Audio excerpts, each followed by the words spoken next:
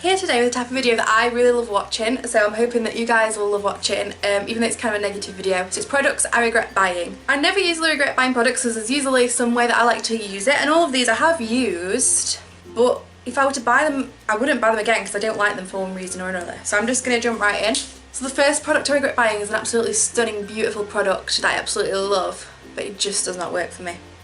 So it's the Becca Shimmering Skin Perfector Pressed in Pearl Pop.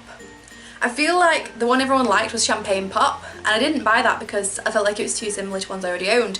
And this one was so beautiful. Like, I'm going to swatch it for you. Like, look. That is absolutely gorgeous. But on my face, it ends up looking kind of crazy. I'm going to pop it on now so you can see. Like, I know some people like to wear the highlight like that, but for me, it's so light. I feel like if you blend it in, it's like it's all gone. I've brought it down way too low, but you get the idea. Like it's so light, I feel like it just doesn't work. It doesn't look as bad on camera, but I just feel like it's too light of a highlight to me. I don't like the blinding whiteness of it on me. And I should have known that when I bought it, really, because even swatching it, you can see what it's going to be like. But I was just like, it's so pretty, I want this one.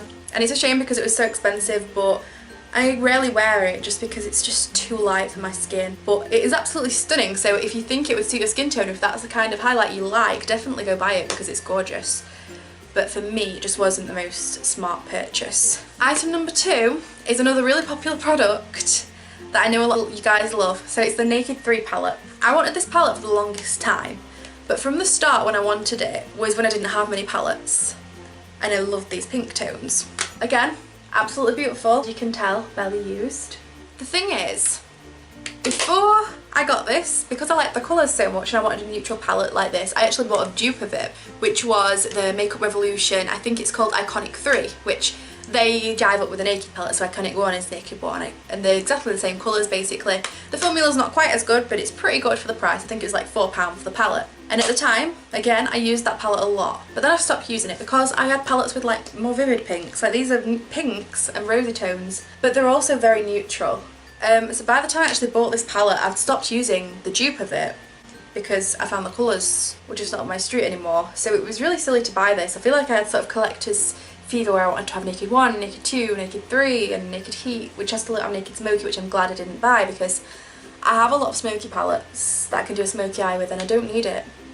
So this palette, it's a shame because I'm stuck with this really expensive palette, and as you can tell, most of the shades have barely even been swatched. So I do regret buying this because I should have known that I wouldn't use this palette a lot, and it's an expensive palette, so I do regret buying that. But again, there's nothing wrong with the palette.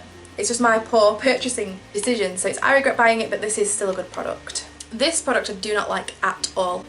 So it's the Stila Stale Day Liquid Lipstick, and I actually bought 2 of these after hating the first one. The first one I bought was a bright orange, and everyone was raving about how the Stale Day, you know, it's called Stale Day, so I thought it's going to last a really long time. But I had the orange and it didn't even dry down, and I felt like it didn't last 2 minutes. So I was really disappointed in that, but I really wanted to give them another try, and I thought, oh, that's going to work really nicely. And it's a beautiful colour, but again, it doesn't stay. Stale Day, it doesn't even stay an hour, so... And it's definitely not fake or anything. Because I got it from a legitimate source. So both of them were terrible duds, so I would not recommend buying these if you like long wearing lip products. Because they're not even like really comfortable to wear. Like, you know, sometimes you have like a mousse type liquid lipstick and it's not as long wearing, but it feels so comfortable that it's just really nice to wear. No, it feels drying like a normal liquid lipstick, and it also doesn't last any length of time. So I definitely don't recommend those. I don't think that's not a thing what I recommend. I just didn't like. I do not recommend those if you like long wearing lip colours. I think there's so many better options. There's better options on the high street.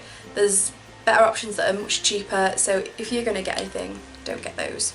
The next product I got from TK Maxx. So I didn't pay full price for it, but it's this Makeup Forever palette of 5 Creme de Camouflage. This product is in my project pan at the moment, so if you've been watching that series, you'll have seen this. And I'm actually considering ejecting it from my project pan, just because this product's horrible. It's greasy, it doesn't cover anything, and it creases like crazy. So yeah, I don't think I'm going to be able to use this product up, and I think I'm going to eject it from my project pan, although I have hit pan on that shade, but I've just been forcing myself to use it because it's so bad.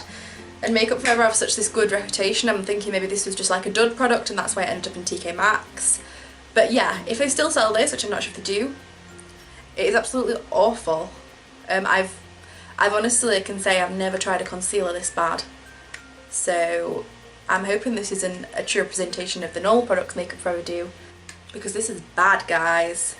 So yeah, those are the products that I regret buying. Do you have any regrets or things that you wish you never purchased? Let me know if you like this video and I can do more similar types of videos. It just like gives an idea of what kind of products you might like or not like. So thank you for watching. As always, leave me suggestions in the down bar, like, comment and subscribe. Bye bye.